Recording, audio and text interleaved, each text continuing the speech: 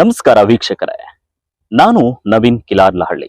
ಇವತ್ತು lead news ನಲ್ಲಿ ಒಂದು ದುಃಖಕರವಾದ ವರದಿಯನ್ನ ತೋರಿಸ್ತಾ ಇದ್ದೀನಿ. ಈ ಜಗತ್ನಲ್ಲಿ ಪ್ರತಿಯೊಬ್ಬರಿಗೂ ಸಾವು ಅನ್ನೋದು ಕಟ್ಟಿಟ್ಟ ಬುತ್ತಿ, ಅದು ನಿಶ್ಚಿತ, ಬರೋದು ಮಾತ್ರ ಖಚಿತ. ಅಂತಹದೇ ಒಂದು ಘಟನೆ ಇವತ್ತು ಸಂಭವಿಸಿದೆ. ಮಾಜಿ ಗ್ರಾಮ ಪಂಚಾಯಿತಿ ಅಧ್ಯಕ್ಷನಾಗಿ ಜನರ ಸೇವೆಯನ್ನ ಮಾಡಿಕೊಂಡಿದ್ದವರು, ವೃತ್ತಿಯಲ್ಲಿ ಗಾರೆ ಕೆಲಸ ಮಾಡಿಕೊಂಡು ಇಡೀ ಕುಟುಂಬವನ್ನ ನೋಡ್ಕೊಳ್ತಾ ಇದ್ದಂತ ಸಾಮಾನ್ಯ ಕುಟುಂಬದ ವ್ಯಕ್ತಿ.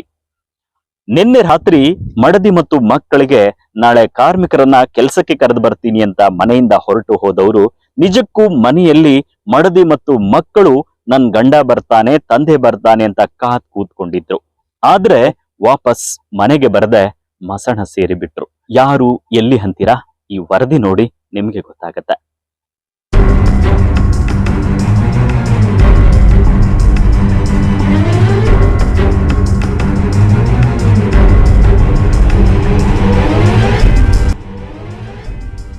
ದ್ವಿಚಕ್ರ ವಾಹನಕ್ಕೆ ಬೊಲೆರೋ ವಾಹನ ಡಿಕ್ಕಿಯಾದ ಪರಿಣಾಮ ಬೈಕ್ ಸವಾರ ಸ್ಥಳದಲ್ಲೇ ಸಾವನ್ನಪ್ಪಿರುವಂತಹ ದುರ್ಘಟನೆ ಪಾವಗಡ ತಾಲೂಕಿನ ದೊಮ್ಮತ್ಮರಿ ಹಿಂದೂಪುರ ಮುಖ್ಯ ರಸ್ತೆಯಲ್ಲಿ ಮಂಗಳವಾರ ರಾತ್ರಿ ಸಂಭವಿಸಿದೆ.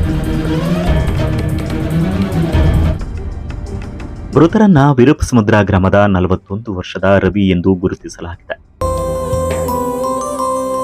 ಅವರು ಮಾಜಿ ಗ್ರಾಮ ಪಂಚಾಯಿತಿಯ ಅಧ್ಯಕ್ಷರಾಗಿದ್ದು, ವೃತ್ತಿಯಲ್ಲಿ ಬಿಲ್ಡಿಂಗ್ ಕಾಂಟ್ರಾಕ್ಟರ್ ಆಗಿ ಕೆಲಸವನ್ನ ನಿರ್ವಹಿಸುತ್ತಿದ್ರು.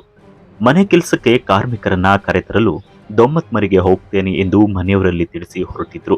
ರಾತ್ರಿ ಸುಮಾರು 9:30 ವೇಳೆಗೆ ದೊಮ್ಮತ್ಮರಿ ಮತ್ತು ಹಿಂದೂಪುರ ನಡುವಿನ ರಸ್ತೆಯಲ್ಲಿ ಅಪಘಾತ ಸಂಭವಿಸಿದೆ.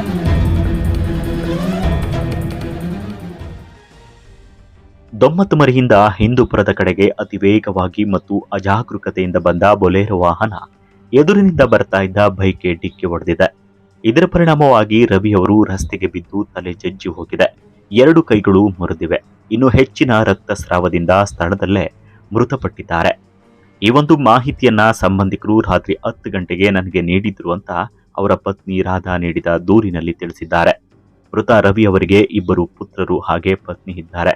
ಘಟನಾ ಸ್ಥಳಕ್ಕೆ ಪಾವಗಡ ಪೊಲೀಸ್ ಇನ್ಸ್ಪೆಕ್ಟರ್ ಸುರೇಶ್ ಮತ್ತು ಸಿಬ್ಬಂದಿಗಳು ಭೇಟಿ ನೀಡಿ ಪರಿಶೀಲನೆ ನಡೆಸಿದ್ದಾರೆ. ಬೊಲೆರೋ ವಾಹನ ಚಾಲಕ ಮತ್ತು ವಾಹನದ ವಿರುದ್ಧ ಪ್ರಕರಣ ದಾಖಲಿಸಿಕೊಂಡಿದ್ದಾರೆ. ನಿಜಕ್ಕೂ ಈ ಒಂದು ಘಟನೆ ಎಂತವರನ್ನ ಮನಕಲಕುವಂತೆ ಮಾಡುತ್ತೆ.